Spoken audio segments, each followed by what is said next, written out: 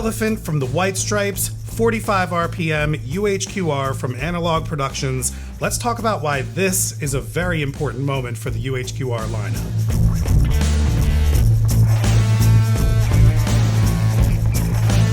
So why is this so important, or at least important to me or someone from my generation or younger, especially if you collect vinyl anyway? As of this pressing and as of this video being edited on October 1st, 2023, the youngest UHQR record put out so far by Analog Productions is Pretzel Logic from Steely Dan, I'm pretty sure, which is from 1974. Soon there will be others from Steely Dan reaching all the way back to 1980. Wow. Now, I'm not an avid complainer of things when it comes to Analog Productions or UHQRs. There's quite enough of that out there already. Nor do I get bent out of shape when they release an entire catalog of Steely Dan, and I'm not even that big of a fan of them. I understand why they did it, and I understand most of their choices, starting first and foremost with this is what Chad Kasem likes, and he's the owner, and he's not shy about saying that. This is a big deal because this is by far the youngest record to breach the Kasem chasm. I'm going to coin that term, by the way, and get a relatively young rock record in as a UHQR, 45 RPM no less, and as you will see here, it is a beautiful black and red. This is one of the sickest looking UHQRs out there. If you're not familiar, let's dive into this and we will go over all of that. This is also kind of fun too because I hope that this gets out to a newer audience that has seen some of these other UHQR videos before, since most of them are identical in their box and packaging, so it can kind of get a little bit repetitive. So if you've never seen or bought one of these, let's go into what you get out of the box. Here is the awesome box from Acoustic Sounds. They are the retail branch of Analog Productions, who is the label that puts out these UHQR records. They offer the best, in my opinion, packaging for your records. You get this amazing box with a handle on it that all feels very formal. And here is the UHQR awesome note. Thanks for supporting vinyl. This is mastered from the original analog master tapes from Ryan K. Smith at Sterling Sound. He did the John Coltrane 45 RPM as well. These are pressed at Quality Record Pressings as well. This is a beautiful hard box with a wooden spine. These boxes are meant to feel like old library archives from the 70s. At least that's what I feel like they are to me. And again, this is the unique part for this one. This is a black box for the first time and maybe the only time in the UHQR series with a red inlay and red lettering, unlike the gold inlay and gold lettering found on all the other versions. All of those are brown as well, which gives them a much older feel, but this being black is much nicer and gives it kind of like a more updated feel for a younger record. Now, I know that I'm going a lot into the color of this, and I may have gone overboard with just wanting to get it because of the coloring, but I think it's actually a really awesome thing to have this unique one in your lineup, and it being this much younger record. I mean, it's almost an entire generational younger record here that we have, going from like a 1980s classic rock record to this record, which came out in 2003. Now, granted, I know it's a 20-year-old record. It's the 20th anniversary for this, but it is very cool to me that they did it in this black and red, and I think it's really unique, and it does make it stand out in the collection. Opening it up, it gets even better. Again, this is a custom red inlay as opposed to the normal gold. This looks so badass. Now, with all of these UHQR records, you get a certificate of authenticity showing that it's in a limited run of 10,000 and a patent showing the process of the UHQR Clarity vinyl. We also get a brochure for fall of 2022. They never update these, so I'm not sure why we're still getting fall of 2022.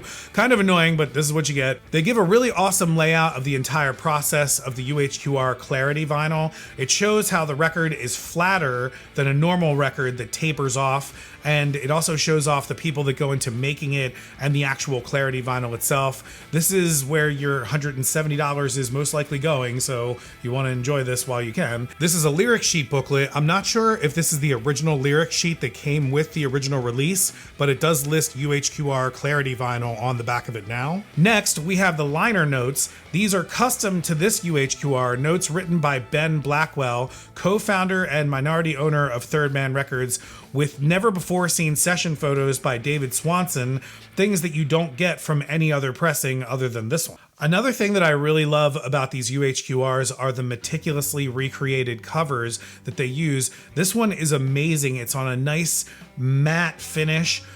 I believe this is a full recreation of the original cover. I don't own an original of this, so I think it is. And they usually are down to the font and the font spacing. At least that's how they were with the Miles Davis Kinda Blue. They really do a great job of preserving the original cover art and all the inner jacket art as well. This is also where you will find the numbering on your copy. Mine is number 1,313 out of 10,000. Again, very cool that they're making 10,000 copies of this thing. Now, another great thing about their packaging, they don't ship the vinyl inside the jacket, so it comes separate like this, so it doesn't rock back and forth inside the jacket and possibly give you seam splits, which we all hate.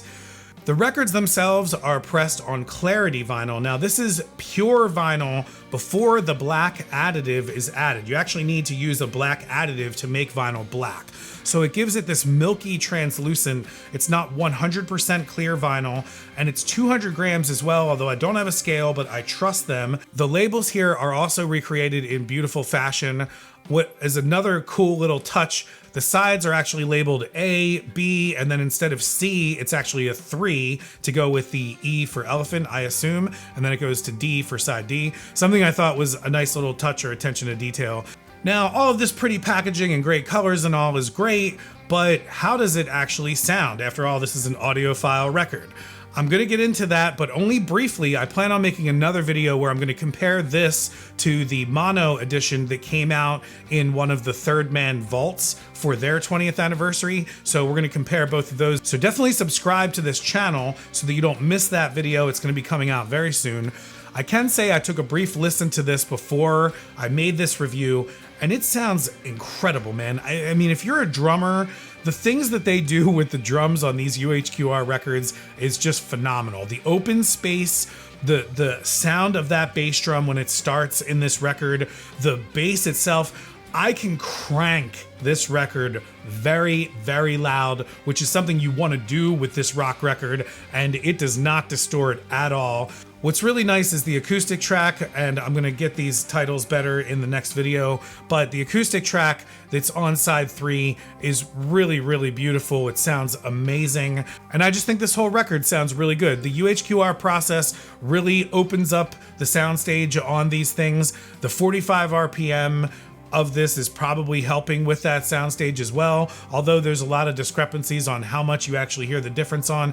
I think there is a lot of a difference, and we're gonna really go into that when I compare this with the Elephant Mono Edition, Third Man Vault number 55, so definitely subscribe to the channel so that you don't miss that. I already mentioned this is the youngest record in the UHQR library. It's the only one that's been recorded while I've been alive, and hopefully that means that they'll consider doing a lot of the others. Now, it's not that young, it's having its 20th anniversary, but if we can convince Chad that doing newer stuff like alternative rock or even hip hop or anything like that, or newer stuff, then we could maybe start seeing some really diverse offerings in the UHQR lineup. We'll see how fast these 10,000 sell out versus the Jimi Hendrix Are You Experienced? That has a 20,000 run and it's on 33 RPM, but I think it's actually still available a couple years later.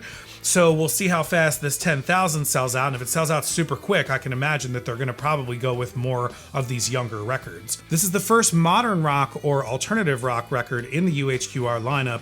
We have jazz, we have reggae, classic rock so far, so this is a whole new generation of ears and eyes that's gonna be looking at this stuff, and I think that you should definitely consider it, especially if you aren't part of the Third Man Vault, which just reissued this on that mono 20th anniversary. Again, I plan on having that shootout between the two, so don't miss that. Now, I mentioned before that I only got this, or one of the reasons I got this was because it's just black and red, and that's amazing coloring and all, and it's not entirely false. Granted, I got it because it's a great record and it's because of the great pressing, but this could eventually be the only UHQR to divert from the series with the black and red trim instead of the brown and gold trim of the others.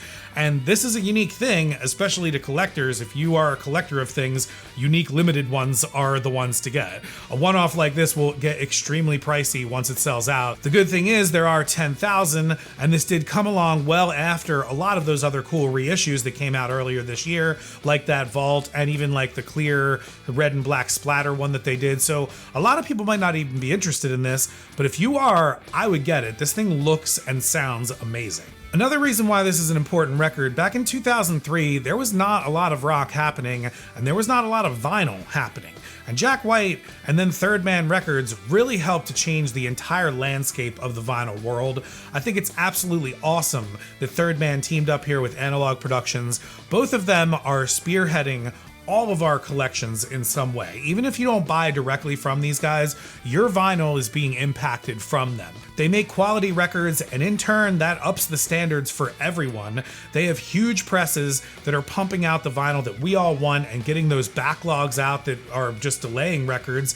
And Jack White and Chad Kasem and all the people on both of their teams really care about the music and the preservation of it by preserving it to vinyl. And these UHQR records are the pinnacle of that preservation. In my other UHQR videos, I talk about how these are almost becoming like a library being created of some of the best and most important music ever. This record charted at number 6 on the Billboard charts. It won a Grammy for Best Alternative Album in 2004. You can't go to a sporting event in 2023, which is 20 years later, and not hear the opening track, Seven Nation Army, even done on an organ for baseball games at times. It's ranked 449th on the best 500 albums of all time, according to Rolling Stone, if that kind of thing appeals to you. It's a great rock and roll record. It's a great blues record, and I'm very happy to own it in this version on UHQR vinyl. You should definitely consider it if you're a White Stripes or Jack White fan. If you liked this video, you'll probably enjoy a lot of the others on the channel, like this, if you need to fix a dish-warped record, or if you want to hear a great Philadelphia soul story, check out this one right here. I'm gonna go listen to this UHQR and chill. I will see you guys on the next one.